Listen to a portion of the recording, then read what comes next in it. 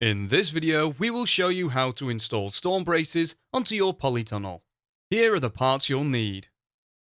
Storm braces are only fitted to intermediate hoops, not the two end hoops.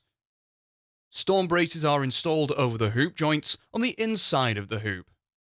Storm braces are made from 25mm diameter tube, are 30cm long, and are flattened at both ends. Fit a Q-clip onto the hoop above the joint.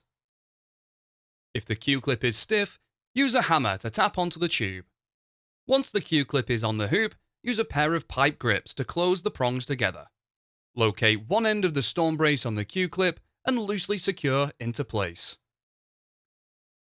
Next, fit another Q-clip below the joint and secure the opposite ends of the storm brace.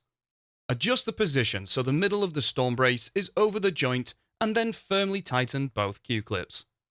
You can now repeat this process to fit the remainder of the storm braces on the intermediate hoops.